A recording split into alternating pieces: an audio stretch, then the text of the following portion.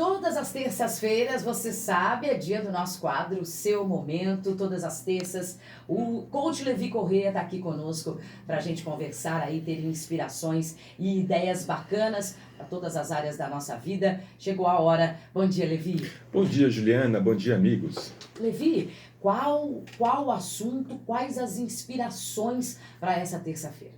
Pois é, eu quero falar um pouquinho sobre um mal que assola muitas pessoas. Ai, meu Deus. Imagine assim, pernas trêmulas, mãos suando, boca seca e aquele famoso branco. Ai, Eu vou falar sobre o medo de falar em público. falar em público. Muita gente tem, né? Você sabe que é um medo que só perde para o medo da morte? Verdade. Tem pesquisas que dizem que as pessoas colocam esse medo à frente de tudo. Caramba. E aí vem algumas impressões que a gente já começa a refletir sobre isso. E no final eu quero dar 10 dicas Oba, ou eu 10 adoro dicas. formas, passos para que a gente consiga se apresentar e apresentar bem, brilhando nas apresentações. Tá, a gente não imagina, né, que isso pode causar o sofrimento de tanta gente. Eu não consigo muito imaginar, porque desde criança que eu adorava aparecer, né, minha gente? Vocês devem imaginar. Mas eu não tinha essa dificuldade de, tipo, mesmo com 6, 7 anos de idade,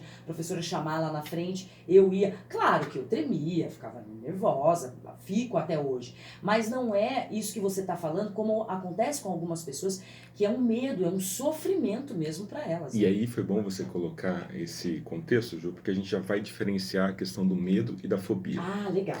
O medo, o que ele é? Ele é uma reação emocional diante de um perigo real. Tá. Isso é o medo. E é aquilo que é o que está presente no dia a dia. Tem aquela frase, se está com medo, vai com o mesmo medo Com medo mesmo. mesmo, exatamente. E acontece, faz acontecer. Uhum. Agora, a fobia é um medo irracional. Ele é limitador, ele é incapacitante.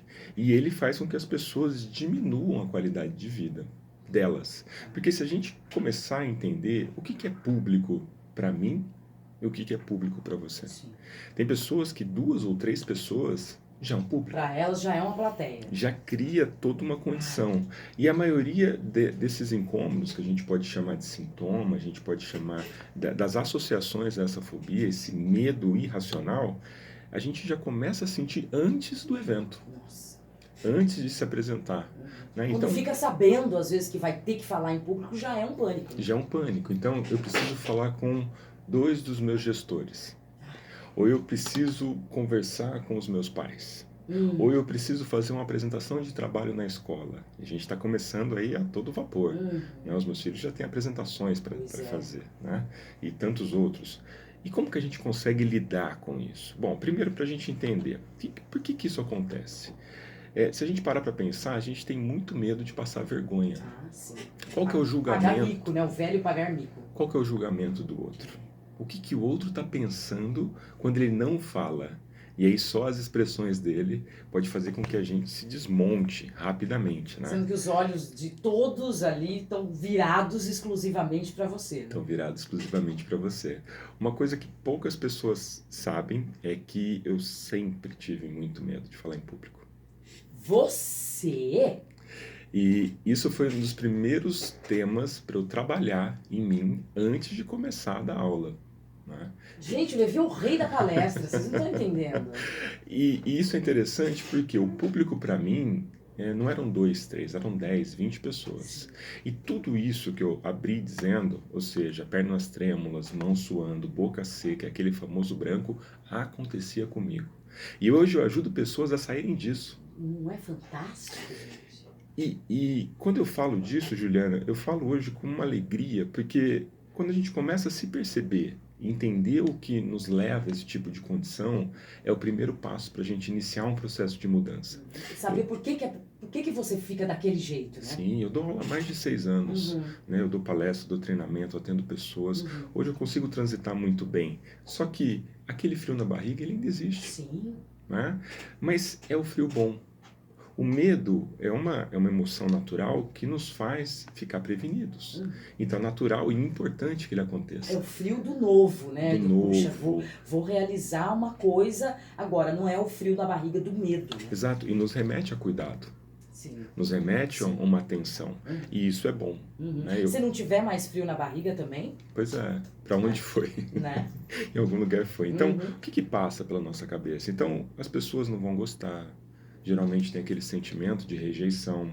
O comportamento, geralmente, de pessoas que têm esse tipo de desconforto é apática, fria, sem energia, porque a todo momento ela está pensando no julgamento do outro. Sim. E por mais que ela tenha tranquilidade, consciência e capacidade de fluir sobre o tema, ela simplesmente vai deixar com que as emoções tome conta dela naquele ambiente e vai começar uma luta interna. E essa luta interna é um ambiente de aprendizado da nossa mente, que ele identifica um risco e ele quer te proteger a qualquer custo. Ele vai te estimular a congelar ou a fugir. Para nossa mente, ela não entende o que é o perigo pequeno ou grande, ela entende o perigo. Perigo. E ela quer nos proteger. Uhum. E aí o looping de tudo isso, o resultado disso é uma apresentação ruim, é uma aparição ruim. Imagina uma pessoa, Juliana Caetano, que está de frente com o emprego dos sonhos. Imagina. Que ali tem 2 ou 3 avaliadores. Que ela tem 2 minutos para se vender para eles. Imagina que ela se preparou por muito tempo. E aí começa algo dentro dela acontecer que ninguém está percebendo. Até ficar nítido que sua perna está tremendo, ninguém percebe que está tremendo. E até você começar a suar, né? E as Até pessoas você começar a suar. Tá escorrendo, vai falar, bom, tem alguma coisa errada. Tem alguma com coisa essa errada, pessoa. até a boca começar a ficar Nossa, seca. gente. Tem muita coisa que só você percebe. É muito sério. Né?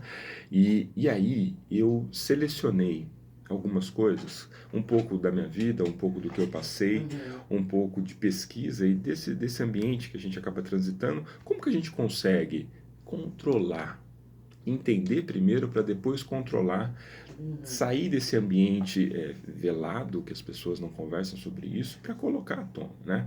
Primeiro, eu fui convidado para algo que para mim representa público, vamos entender 2 ou 3 ou 100, 200 pessoas, Tá. não tem problema. Antes de você se apresentar, procure entender quem é o público. Quem é a pessoa que você vai se dirigir?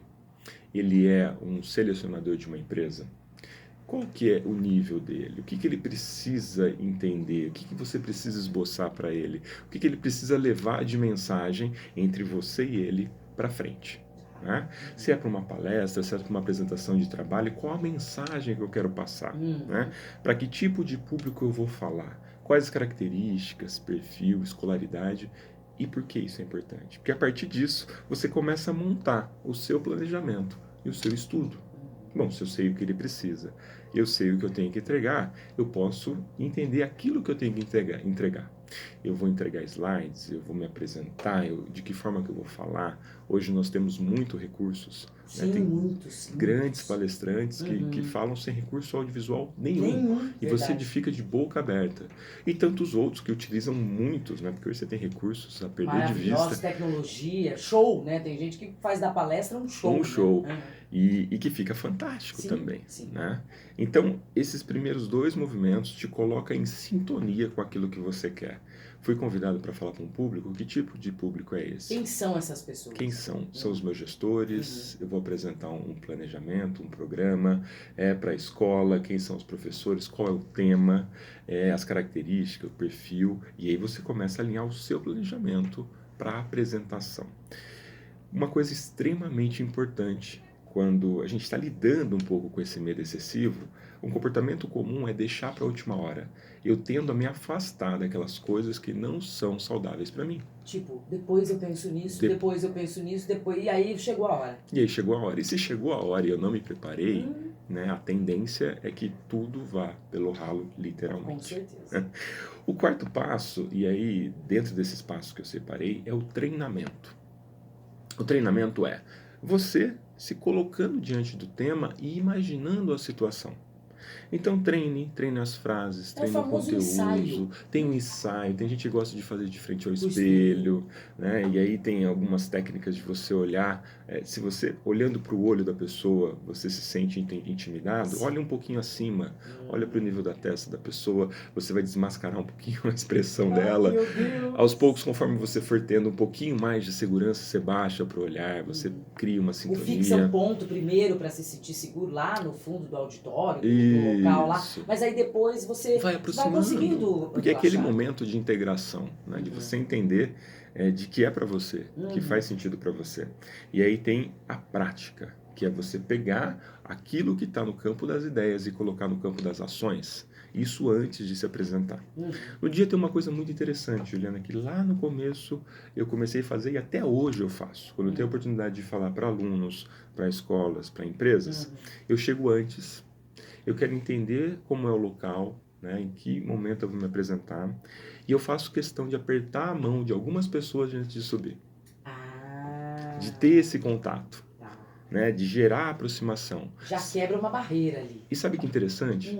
Para nossa mente, quando ela está em exercício e volta a olhar para essas pessoas, não são pessoas estranhas.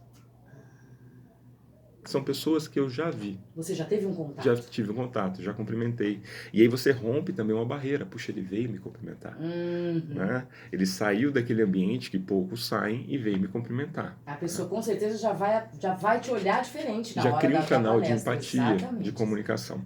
Agora tem uma coisa que foi um erro que eu cometi no começo, depois rapidamente consegui desconstruir, com muita crítica, né, de alguns amigos e positivas, de incorporar um personagem que você não é.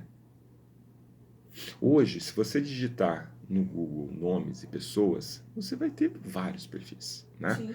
Tem alguns que me admiram, como Cortella, como Karnal, como Clóvis, como tantos outros, né? Mas cada um tem o seu estilo e cada um tem o seu espaço. E aí, se você é daquele tipo que começa a incorporar o personagem, você perde a sua identidade e fica plástico, fica artificial. Deixa As de... pessoas percebem, né? Percebe, fica claro. É como aquela risada, aquele sorriso que é plástico. Todo mundo vai perceber que ele não é seu e aí não vai ter aderência. Pois, gente, é o sorriso que eu trouxe hoje. Que eu trouxe né? hoje. Depois eu guardo ele na bolsa. Mas Perfeitamente.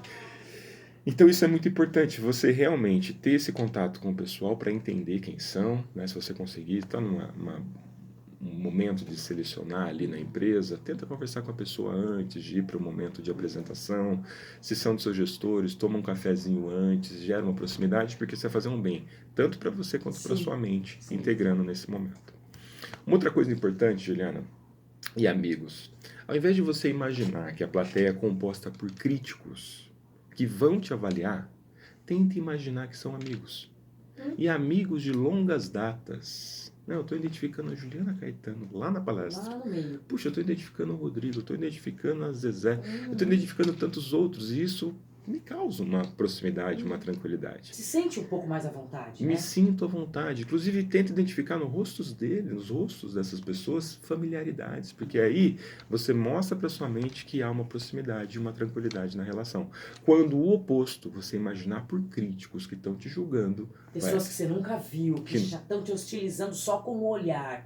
Aí e nós temos, Juliana e amigos, um processo de julgamento muito claro. Sim. Quando a gente não sabe quem está falando, por que está falando, é o seu tempo que está em jogo. Né? Então você vai estar de braço cruzado. Se você tiver com sono, você não vai colocar a mão na boca para bocejar. E tudo né? isso. É o mínimo, né, minha gente? E tudo isso quem está apresentando pode receber como uma onda negativa. De coisas ruins, perder a concentração, é horrível, né? Que pode desconstruir tudo aquilo que ela percebeu e participou durante semanas. Né? 7.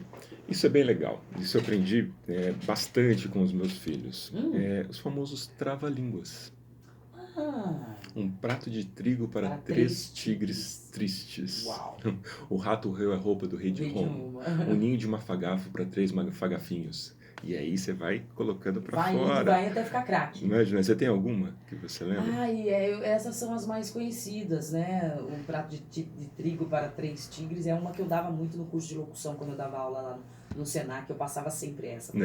Para os exercícios com a boca, né? Para deixar mais... Os barulhos, aqueles exercícios que a gente faz. Coloca uma rolha na boca e fala as vogais, né? Tudo isso ajuda. Uma coisa interessante também é respirar e falar pausadamente. Sim. Porque as pessoas, às vezes você trata de um tema diferente, né? E as pessoas não percebem a nuance que você quer passar. Quando você fala de forma pausada, eloquente, mostrando para elas frases compostas, ela tem o momento dela de construir as imagens e voltar para a palestra. E por experiência própria também, às vezes tem alguns ouvintes que mandam mensagem, você tá falando muito rápido, não tô entendendo nada.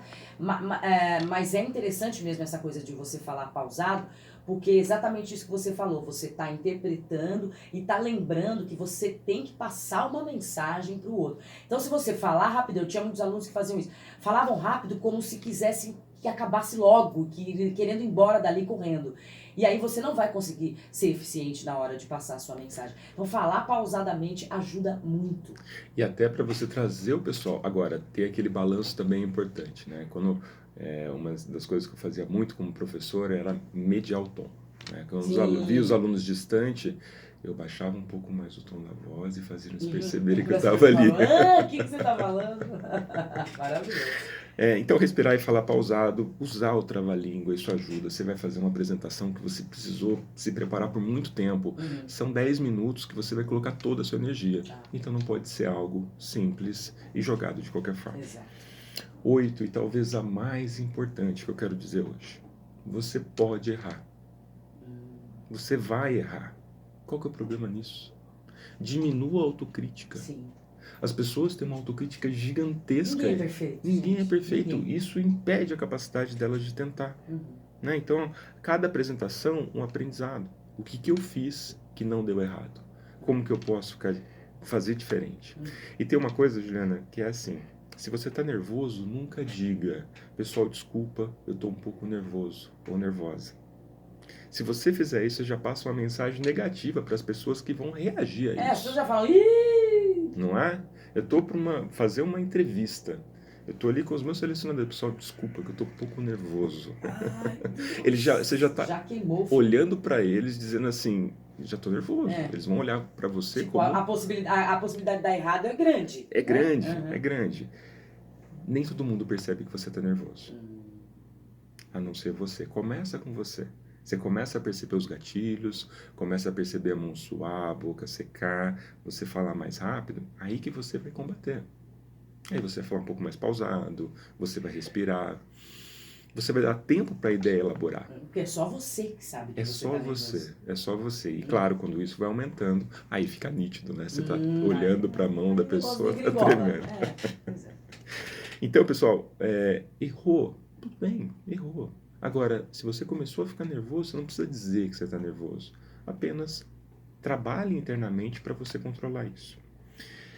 O 9, já estamos terminando, é a comunicação não verbal. Além da gente falar o que precisa, tem muitas coisas que também apresentam o nosso estado e o contexto que a gente quer apresentar. Né? Falar de braços cruzados não é uma boa, gera distanciamento, gera defesa. Ficar estático, né? Ficar estáticos. Também sem se movimentar, né? Eu tinha um professor que fazia movimentos lá em cima, à altura da cabeça, assim. Nadadoras. Nem eu. Se amarrar minha mão, não falo, né? É isso. E aí, se a gente olhar um pouquinho para as histórias e para os especialistas dizendo, eles dizem que os movimentos ideais são na altura do tronco. Você pode fazer movimentos, mas que eles não tirem a beleza daquilo que você quer apresentar. E chamem mais atenção do que aquilo que você está dizendo. Então você pode fazer 3 movimentos assim. Nossa, gente, sou rainha disso. Tá, boa. Dica pra mim hoje. E não fique muito com as mãos no bolso. Mão no bolso. Intercalar. Que já demonstra que você já tá, né, quase saindo correndo, né? Tem aquele especialista de passinho, lembra dos passinhos antigos? Que davam um passinho pro lado, um passinho pro outro.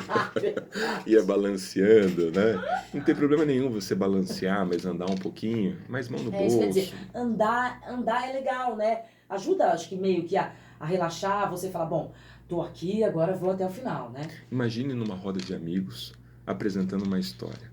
Ou uma viagem que você foi. Levi, nem na roda de amigos eu consigo falar. Ok, precisa ser um passo além. Sim. Mas imagine o que faz sentido para você, para te dar tranquilidade.